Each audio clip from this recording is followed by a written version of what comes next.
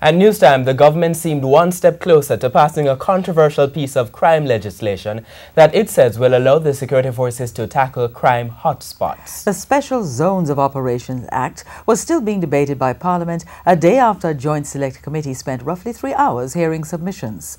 The opposition and some human rights groups have criticized aspects of the law, but the government maintains it will help tackle the crime wave facing the country. Several members have so far made contributions to the debate, which was led by the Justice Minister. TVJ's ANDREA CHISHOLM picks up the story.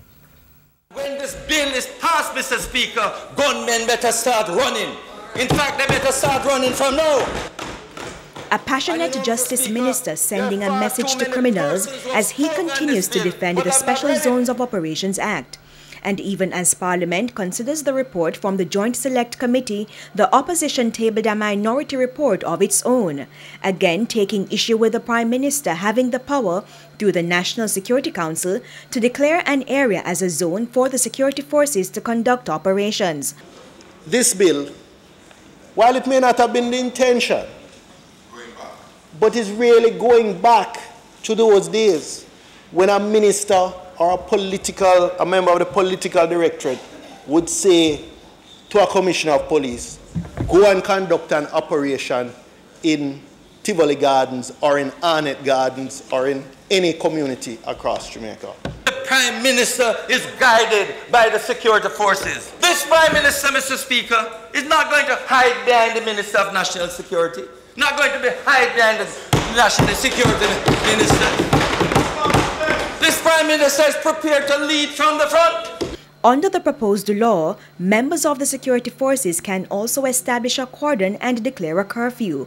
For Peter Bunting, it will not completely solve the problem. He said while he was National Security Minister, community members had expressed their dissatisfaction with the curfews.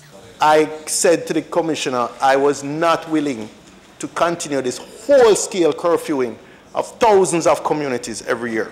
And we dropped from something like 6,000 or 7,000 curfews approved a year to a few dozen. This was 2014, the year with the lowest number of murders in almost 2 decades. So there was no straight correlation between curfews and reducing murders. There's also a provision for either the police or the military to, without a warrant, search a person, vehicle or place within the specified zone if they suspect an offense has been, is being or about to be committed. Peter Bunting doesn't think soldiers should be given that authority.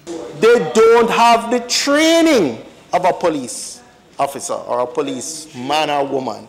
If you go now to ask them to do the job, well, you could say, well, we're going to train them as police officers.